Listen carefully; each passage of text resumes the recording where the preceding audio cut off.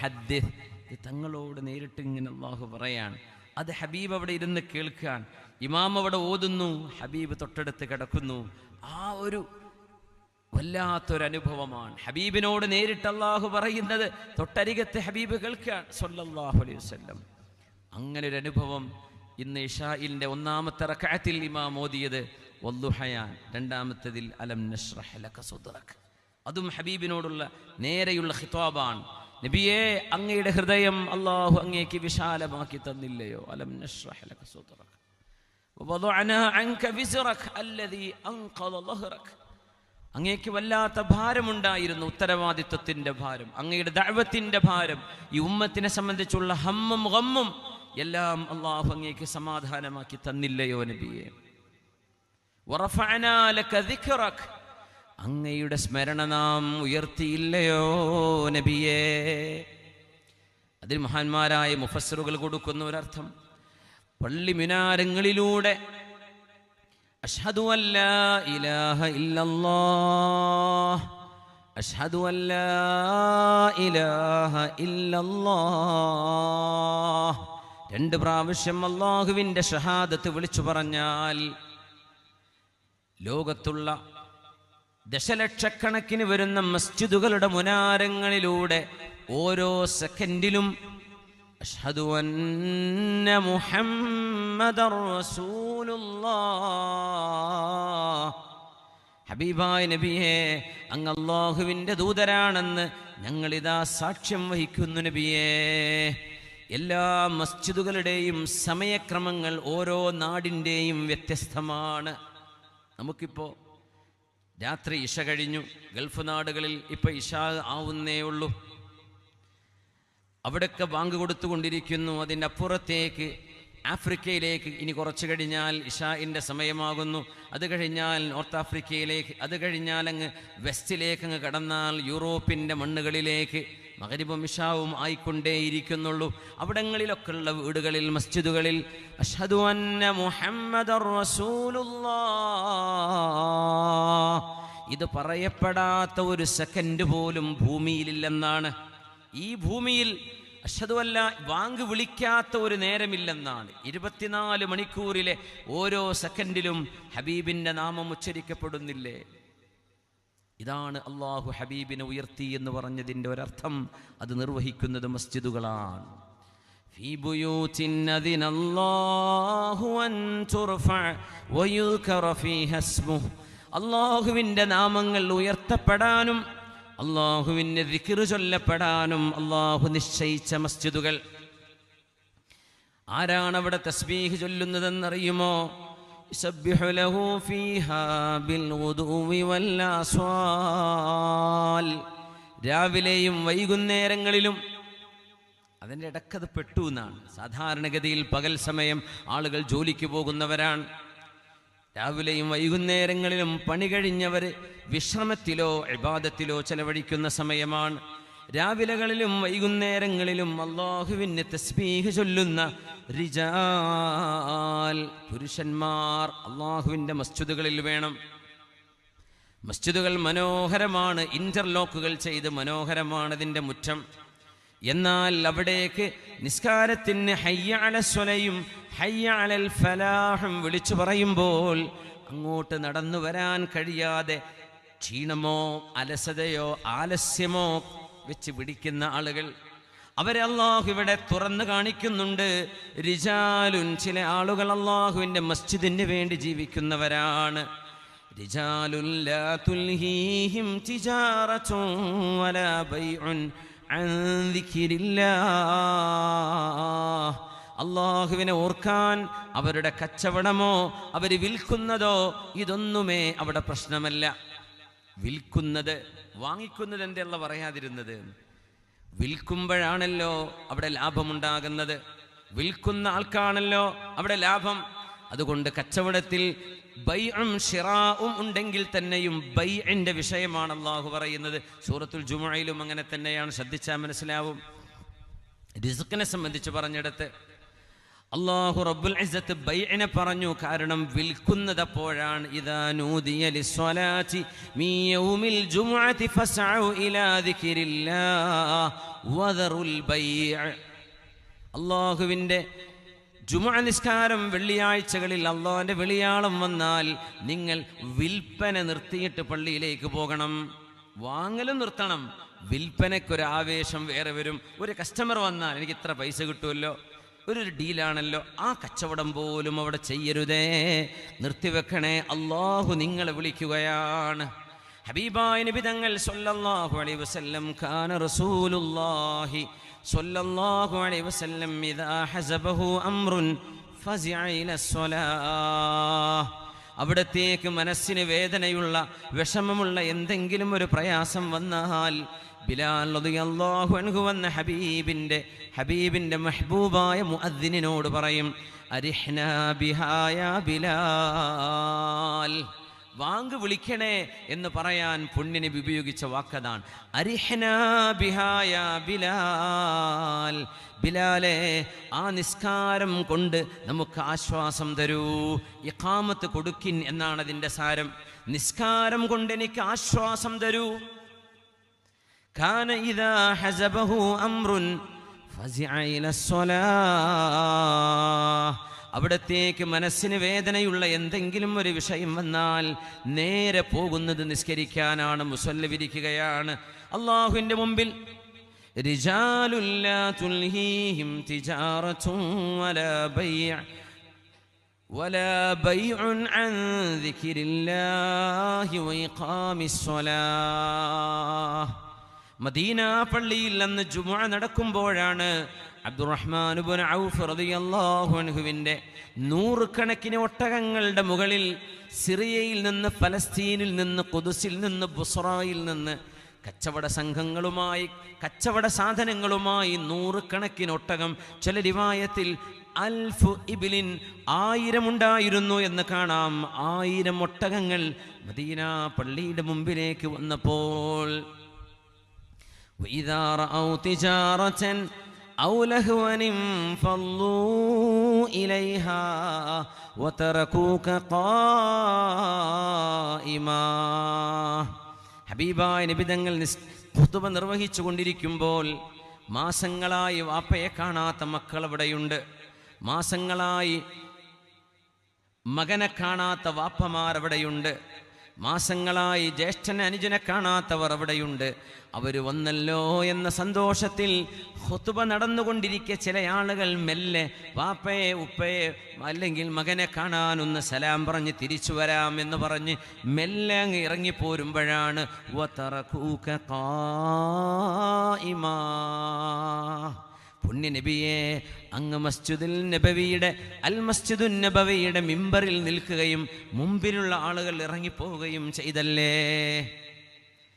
ഖുൽ മാ ഇൻദല്ലാഹി ഖൈറും മിനൽ ലഹ്വി വമിനത് തിജാറ.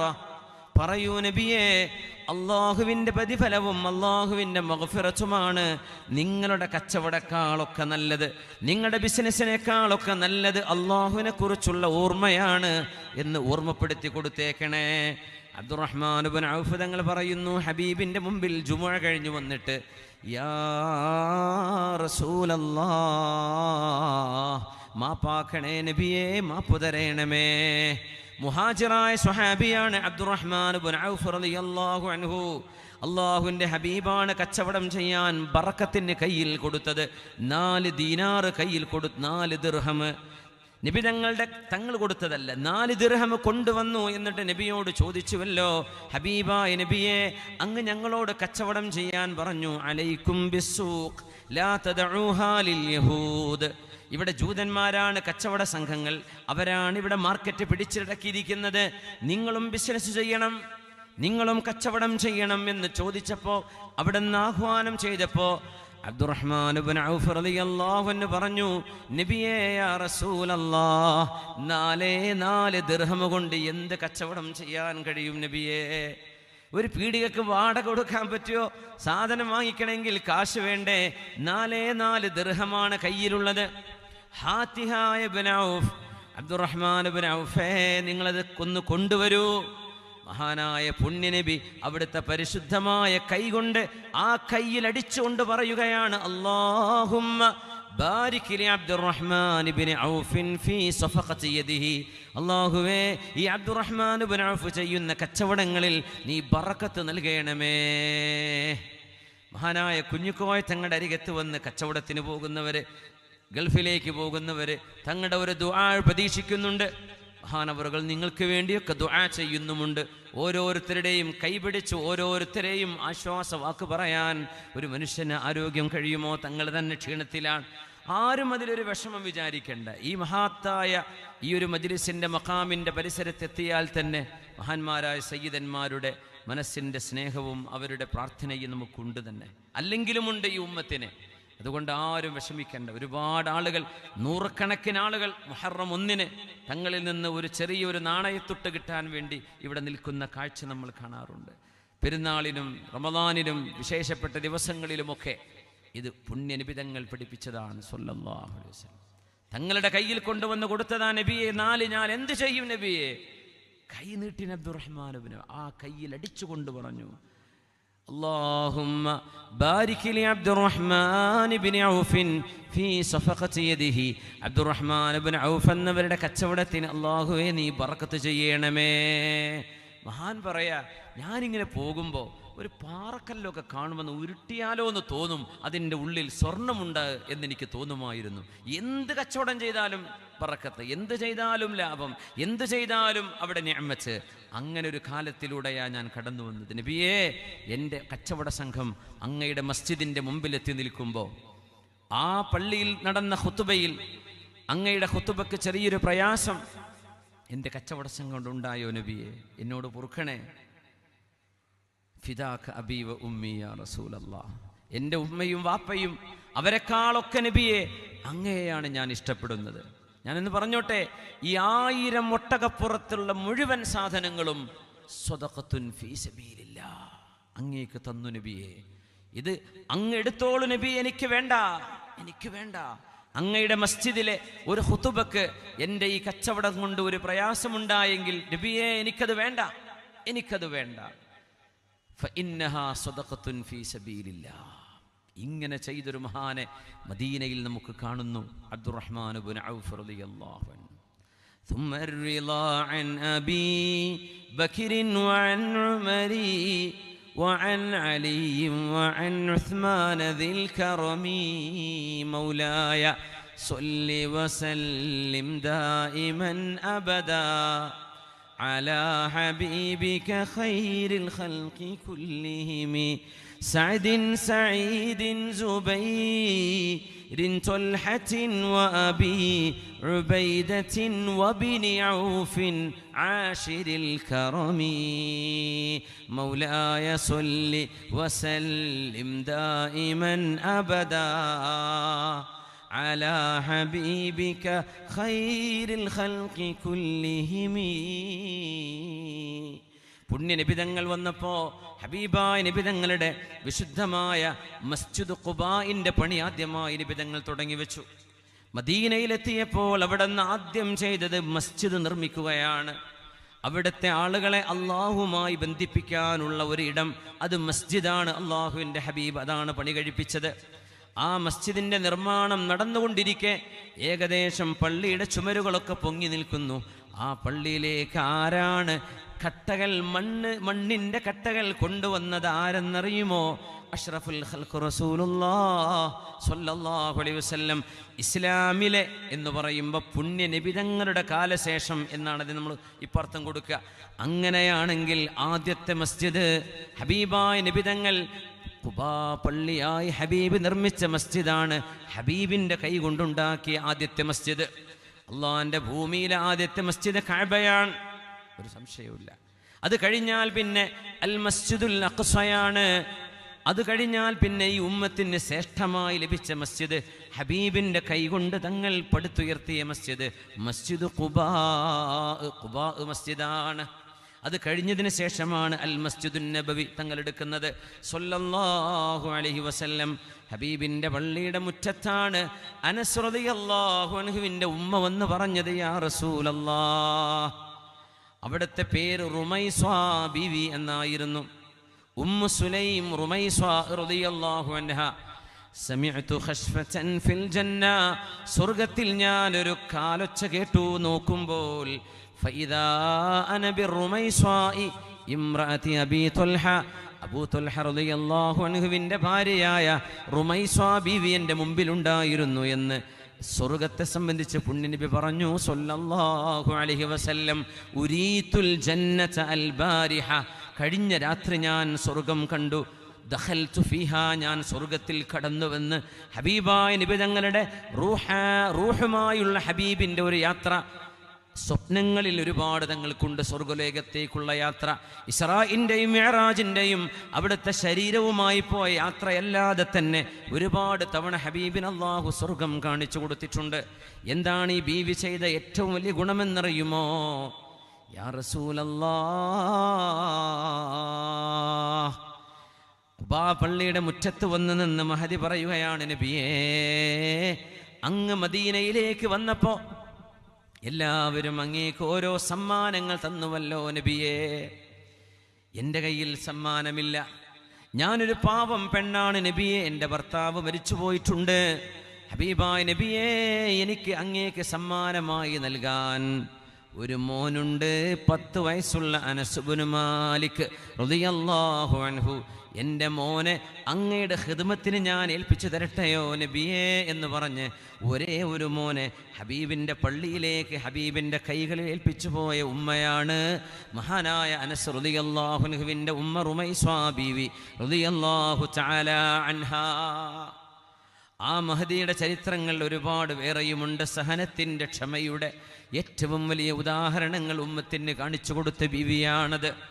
സുബ്ർ ബാറക്കല്ലാഹു ഫീ ലൈലതികുമാ എന്ന ഹബീബായ നബി തങ്ങൾ ആ കുടുംബത്തിന് വേണ്ടി ദുആ ചെയ്തു കൊടുത്തിട്ടുണ്ട്.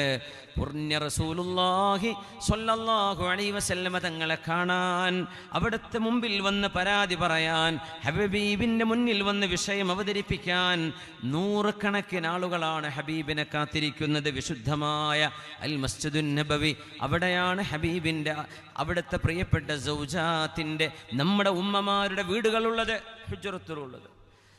സഈദ് ഇബ്നുൽ മുസയ്യിബ് റളിയല്ലാഹു അൻഹു കരഞ്ഞു പോയിട്ടുണ്ട്. ഹബീബിൻ്റെ സ്വല്ലല്ലാഹു അലൈഹി വസല്ലമ തങ്ങളുടെ മസ്ജിദുൻ നബവിയുടെ ഒരു എക്സ്പാൻഷൻ, അതിൻ്റെ ഒരു വിപുലീകരണം ഉമർ ഇബ്നു അബ്ദുൽ അസീസ് തങ്ങളുടെ കാലത്ത് നടക്കുമ്പോൾ മഹാനായ ഫുഖഹാഉൽ മദീനയിൽപ്പെട്ട ഫുഖഹാഉ സബ്അയിൽപ്പെട്ട സഈദ് ഇബ്നുൽ മുസയ്യിബ് റളിയല്ലാഹു അൻഹു മഹാനവറുകൾ കരഞ്ഞുകൊണ്ട് പറഞ്ഞു, അല്ലാഹുവിൻ്റെ റസൂലിൻ്റെ അവിടുത്തെ ഭാര്യമാർ ഹബീബ് തങ്ങൾ ഹബീബായ നബി തങ്ങൾ സുന്നത്ത് നിസ്കരിക്കുകയും അവിടുന്ന് കിടന്നുറങ്ങുകയും ജീവിക്കുകയും ചെയ്തു പോയ ആ ഓരോരോ മുറികളും നിങ്ങൾ പൊളിക്കരുതേ എന്ന് മഹാൻ പറയുമായിരുന്നു. പക്ഷേ പള്ളിയുടെ വികസനത്തിന് അതവിടെ ചെയ്യേണ്ടി വന്നു. മഹാനവറുകൾ ആ വികസനം നടന്നു കഴിഞ്ഞതിന് ശേഷം കരഞ്ഞുകൊണ്ട് പറയുമായിരുന്നു, ഞാൻ കൊതിച്ചു പോവുകയാണ് മസ്ജിദുൻ നബവിയുടെ ചുറ്റുമുണ്ടായിരുന്ന ഹബീബിൻ്റെ ഭാര്യമാർ സ്വല്ലല്ലാഹു അലൈഹി വസല്ലമ തങ്ങളുടെ ഭാര്യമാർ, നമ്മുടെ ഉമ്മമാർ, അവർ താമസിച്ചു പോയ ആ ഒരു റൂമുകളെല്ലാം അവിടെ തന്നെ നിലനിന്നിരുന്നുവെങ്കിൽ നമ്മുടെ ഹബീബ് എങ്ങനെയാണ് ജീവിച്ചത് എന്ന് പിൽക്കാലത്ത് വരുന്ന മുഅ്മിനീങ്ങൾക്ക് കാണാൻ ഒരു ദലാലത്തായി അതവിടെ ശേഷിക്കണമായിരുന്നു. ആ ആഹാറുകൾ അവിടെ നിൽക്കണമായിരുന്നു എന്നാണ് ഞാൻ കൊതിച്ചു പോയത്, അതിന് കഴിഞ്ഞില്ലല്ലോ എന്ന് പറഞ്ഞ് മഹാനായ സഈദ് റളിയല്ലാഹു അൻഹു കരയുമായിരുന്നുവത്രേ. ഹബീബായ റസൂലുള്ളാഹി തങ്ങളെ കാണാൻ ആളുകൾ ഒരുപാട് അവിടെ തടിച്ചുകൂടുന്നു. പുണ്യനബി തങ്ങളെ അവിടത്തോട് വേവലാതി ബോധിപ്പിക്കാൻ മഴയില്ലാതെ വിഷമിച്ചിരുന്ന സമയം ഇമാം ബുഖാരി ഉദ്ധരിച്ച ഹദീസല്ലയോ, നബിയേ ഹലകത്തിൽ മവാശി, നബിയേ കന്നുകാലികൾ ചത്തുപോവാൻ തുടങ്ങി, നബിയേ കുഞ്ഞുങ്ങൾക്ക് പാല് കൊടുക്കാൻ ഉമ്മമാർക്ക് പാലില്ല, നബിയേ വെള്ളമില്ല. അസ്വാബനാ ഖഹ്തുൻ, അതുകൊണ്ട് നബിയെ ഞങ്ങൾക്ക് വേണ്ടി അങ്ങ് അല്ലാഹുവിനോട് ദുആ ഇറക്കണേ. മിമ്പറിൽ നിന്നുകൊണ്ടാണ് ഹബീബ് ദുആ ചെയ്യുന്നത്. മസ്ജിദുൻ നബവിയുടെ മിമ്പറാണ്, മെഹ്റാബാണ് അതിന് സാക്ഷി. ഇന്ന് നമ്മൾ വിശുദ്ധമായ മദീന പള്ളിയിലേക്ക് ബാബുസലാമിലൂടെ കടന്നു പോകുമ്പോൾ ആ ഫോണൊക്കെ അവിടെ നിന്ന് എടുത്തു വെച്ചിട്ട് ഫോൺ എടുക്കുന്ന ആളുകളെയും ശ്രദ്ധിക്കാതെ. എന്തൊരു വലിയ അദബുകേടാണതെന്ന് പറയാതിരിക്കാൻ വയ്യ. ഒരുപാട് തവണ ഓർമ്മിപ്പിച്ച വിഷയങ്ങളാണ്. എന്നാലും മലയാളി മുസ്ലിമീങ്ങളായ ആളുകൾ, ഇത് കേൾക്കുന്നവർ, അറിയുന്നവർ, ദയവ് ചെയ്ത് ചെയ്യരുതേ. ഹബീബിൻ്റെ പള്ളിയിൽ ക്യാമറ എടുക്കണ്ട. അത് ഒട്ടും പുണ്യമുള്ള കാര്യമല്ല, അല്ലാത്തിടത്ത് തന്നെ. എന്നിട്ട് ആ മസ്ജിദിൽ വിശുദ്ധമായ ഹബീബിനോട് സലാം പറയാൻ ബാബുസലാമിലൂടെ നമ്മൾ കടന്നു പോകുമ്പോൾ നമ്മുടെ ഇടതുഭാഗത്തെ ഹബീബിൻ്റെ മിമ്പറുണ്ട്, അവിടുത്തെ മെഹ്റാബുണ്ട്. മെഹ്റാബ് റസൂലില്ലാഹ് സ്വല്ലല്ലാഹു അലൈഹി വസല്ലം, ഹബീബിൻ്റെ മിമ്പർ അവിടെയുണ്ട്. ആ മിമ്പറിൽ അന്നൊരിക്കൽ ഉമർ റളിയല്ലാഹു അൻഹു ഖിലാഫത്തിൻ്റെ കാലത്ത് ഉമർ തങ്ങൾ റസൂലുള്ളാഹി തങ്ങൾ ജീവിച്ചിരിക്കുന്ന കാലഘട്ടത്ത് റസൂലുള്ളാഹി തങ്ങളാണ് ആ മിമ്പറിൽ കയറുന്നത്. തങ്ങളുടെ കാലശേഷം ഉമർ റളിയല്ലാഹു തആല അൻഹു ആ മിമ്പറിൽ ഖുത്ബയോദാൻ വേണ്ടി കയറി നിന്ന നേരത്ത് ഹുസൈൻ ഇബ്നു അലി റളിയല്ലാഹു അൻഹു, അള്ളാഹിൻ്റെ റസൂലിൻ്റെ പേരക്കുട്ടി ഹുസൈൻ എന്നവരെ, ഫാത്തിമ ബീവിയുടെ മോന്, അള്ളാഹിൻ്റെ റസൂലിൻ്റെ മിമ്പറ, അത് വല്ലിപ്പയുടെ മിമ്പറയാണ്. ആ മിമ്പറിൻ്റെ അരികത്തേക്ക് വന്നു. ഉമർ എന്നവർ ആ മിമ്പറിൽ കയറി നിൽക്കുന്നുണ്ട്. ഇൻസിൽ മിൻ മിമ്പരി ജദ്ദീ, ഇതെൻ്റെ വല്ലിപ്പയുടെ മിമ്പറാണ്, ഇവിടെ നിന്ന് ഇറങ്ങണേ. ഉമർ തങ്ങളോട് പറഞ്ഞിട്ടുണ്ട്. ഹുസൈൻ എന്നവര് ചെറിയ കുട്ടിയാണ്. ഇൻസിൽ, ഇറങ്ങണേ, മിൻ മിമ്പരി ജദ്ദീ, ഇതെൻ്റെ വല്ലിപ്പയുടെ മിമ്പറാണ്. ഉമർ റളിയല്ലാഹു അൻഹു കരച്ചിലടക്കാൻ പറ്റിയില്ല. ഉമർ തങ്ങൾക്ക് പറയാൻ പറ്റുമല്ല എന്ന്, ആണല്ലോ ഹബീബിൻ്റെ മിമ്പറാണ്. പക്ഷെ ഹബീബായ നബി തങ്ങൾ അല്ലാഹുവിലേക്ക് ബർസഖിയായ യാത്രയിലേക്ക് നീങ്ങിക്കഴിഞ്ഞിരിക്കുന്നുവല്ലോ, നമ്മോടൊപ്പം ഭൂമിക്ക് മുകളിലില്ലല്ലോ. മഹാനായ ഉമർ എന്നവർ പറഞ്ഞു, മോനെ, നിങ്ങളുടെ കുടുംബത്തിൻ്റെ മഹത്വമല്ലാതെ എന്താണ് ഒരു മുസ്ലിമിൻ്റെ തലയിൽ മുളക്കുന്ന മുടി പോലും ഈ കുടുംബത്തോട് ഞങ്ങൾ കടപ്പെട്ടിരിക്കുന്നുവല്ലോ. ഉമർ തങ്ങൾ പറഞ്ഞ വാക്കാണത്. അഹ്ലു ബൈത്തിനോട് ഞങ്ങൾ കടപ്പെട്ടിരിക്കുന്നു മോനെ. അങ്ങയുടെ വല്ലിപ്പയുടെ, നമ്മുടെ ഒക്കെ ഹബീബിൻ്റെ മിമ്പറാണിത് മോനെ. ഖുതുബക്ക് നിന്നതല്ലേ, ഞാൻ നിന്നോട്ടെ. ആ മോനോട് ചോദിക്കുക ഉമർ റളിയല്ലാഹു അൻഹു. കുട്ടിക്ക് സങ്കടമടക്കാൻ പറ്റിയില്ല. എൻ്റെ വല്ലിപ്പ കയറി നിൽക്കുന്ന മിമ്പറല്ലേ ഇത്. ആ മിമ്പറിൽ നിന്നാണ് ഹബീബ് ദുആ ചെയ്യുന്നത്. അല്ലാഹുമ്മ അഗ്സിനാ, അല്ലാഹുമ്മ അഗ്സിനാ, അല്ലാഹുമ്മ അഗ്സിനാ. അല്ലാഹുവേ ഞങ്ങൾക്ക് മഴ വേണം, അല്ലാഹുവേ ഞങ്ങൾക്ക് മഴ വേണം, അല്ലാഹുവേ ഞങ്ങൾക്ക് മഴ വേണം. അനസ് റളിയല്ലാഹു അൻഹു പറയുന്നു, വമാ ഫിസ് സമാഇ മിൻ ഖുസ്അതി സഹാബ്, മേഘത്തിൻ്റെ ഒരു പടലം പോലും അന്ന് ആകാശത്തില്ല. ആകാശത്തെളിഞ്ഞ് ബ്ലൂ സ്കൈ ആയി നിൽക്കുകയാണ്. നല്ല ചൂടുള്ള കാലം. അവിടുന്ന് മിമ്പറിൽ നിന്ന് ദുആ ചെയ്യുന്നു.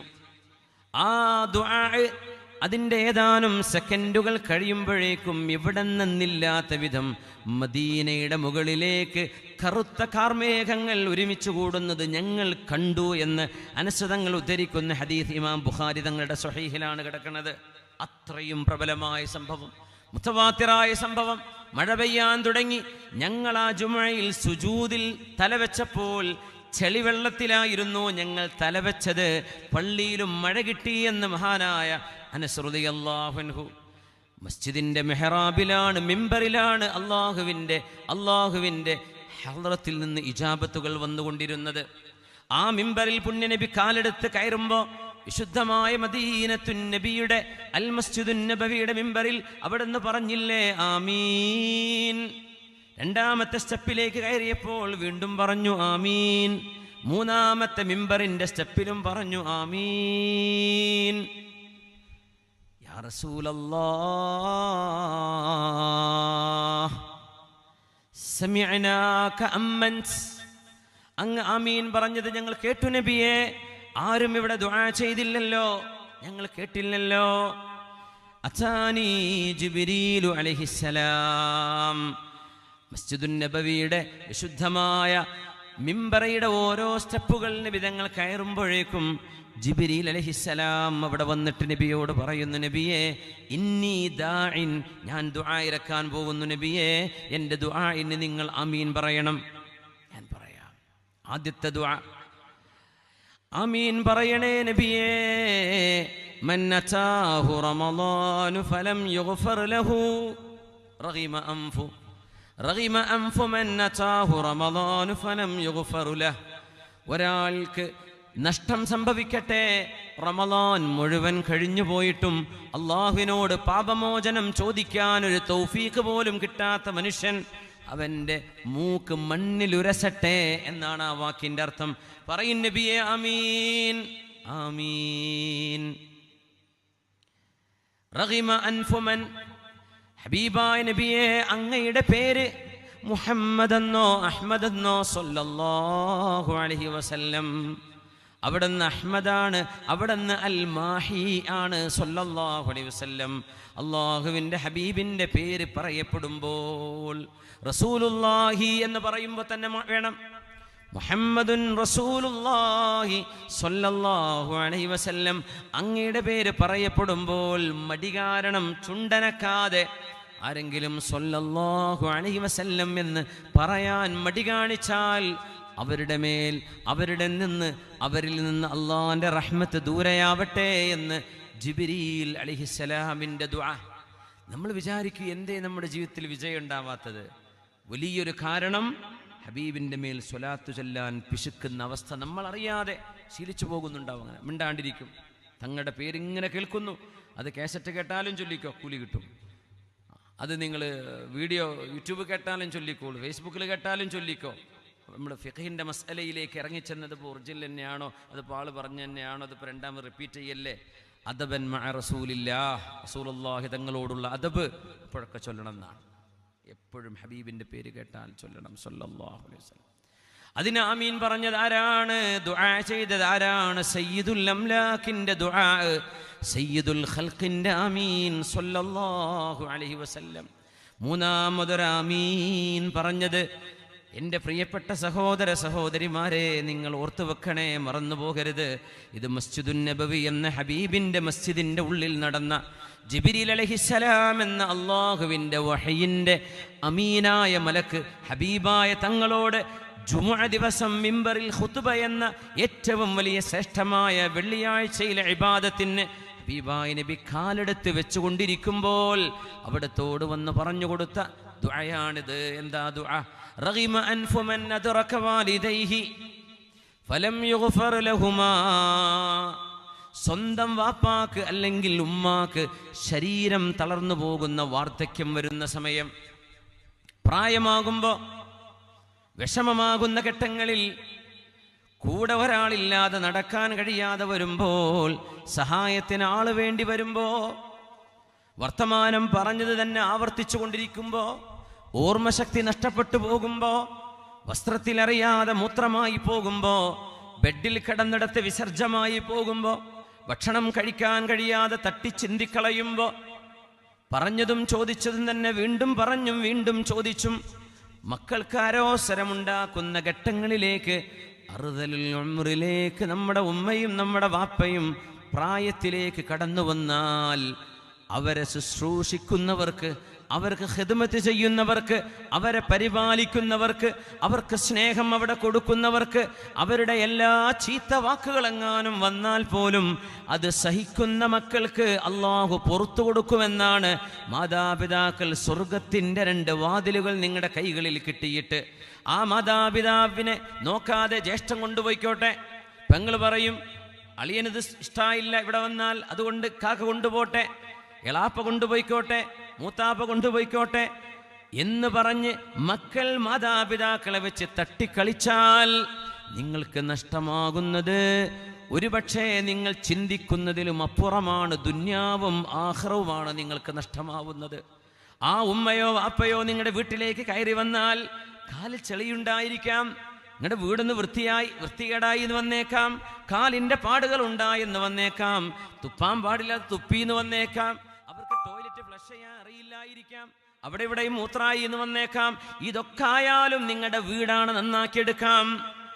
എന്നാൽ അവരെ സന്തോഷിപ്പിക്കുകയും അവരെ വേദനിപ്പിക്കാതിരിക്കുകയും അവരുടെ കൈപിടിച്ച് ഉപ്പ ഉമ്മ എന്താണ് വേണ്ടത് എന്ന് ചോദിച്ച് കണ്ടറിഞ്ഞ് ആ ഉപ്പാക്കും ഉമ്മാക്കും ഖിദ്മത്ത് ചെയ്താൽ അവർക്ക് കിട്ടാൻ പോകുന്നത് ദുന്യാവിൻ്റെ വീട് മാത്രമല്ല, അള്ളാഹുവിൻ്റെ സ്വർഗമാണ്, സ്വർഗമാണ്, സ്വർഗമാണ്.